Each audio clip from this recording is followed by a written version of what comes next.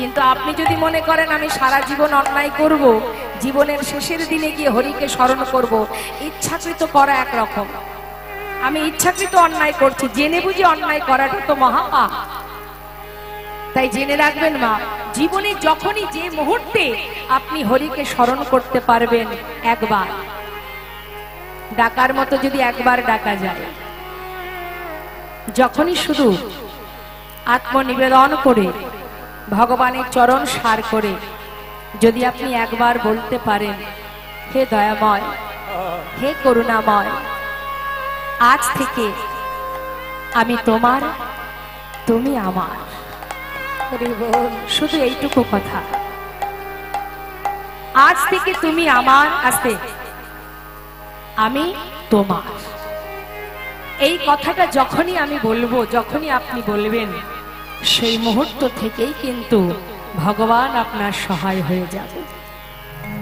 কিন্তু মন থেকে বলতে হবে মা, লোক দেখানো ভক্তি ভজন করে কোনো লাভ নেই। ভালোবাসলে অন্তর থেকে ভালোবাসতে হবে, ডাকার মতো ডাকতে হবে। তাই তো শাস্ত্র বলছেন, একবার কৃষ্ণ নামে যত পাপ হরে, জীবের সাধ্য নেই জীব তত পাপ করে। তার মানে যদি ডাকার মতো তুমি একবার ডাকতে পারো, তোমার জীবনে এমন কোনো পাপ নেই যেটা দূরীভূত হবে না। তার সব থেকে বড় প্রমাণ হচ্ছে অজামিল। অজামিল সন্তান পরিবারকে খাওয়াবার জন্য, জাতিতে ছিলেন ব্রাহ্মণ, সারা জীবনে ডাকাতি করেছে, চুরি করেছে, প্রাণী হত্যা করেছে, কিন্তু জাতিতে ছিল ব্রাহ্মণ, কর্ম ছিল নিচু। সেই অজামিল সারা জীবন অন্যায় করে গেছে মা। সেই অজামিল সারা জীবন সন্তানদের নিয়ে বাবা সন্ধে হলেই ডাকাতি করতে চলে যেত।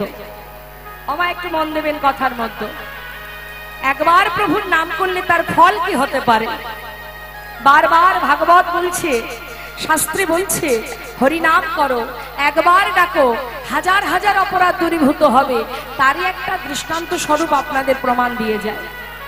তা এই অজামিল তার যত সন্তান, তার ছোট ছেলের নাম ছিল, কি নাম ছিল অনেকেই জানেন, নারায়ণ। এই নামটা কে দিয়েছিলেন? এই নামটা দিয়েছিলেন একজন মুনি, যার নাম লোমশ মুনি। এই লোমশ মুনি একটি দেহের একটি জ্বালা, শারীরিক একটি অসুস্থতার কারণে তিনি অসহ্য যন্ত্রণায় ছটফট করতেন।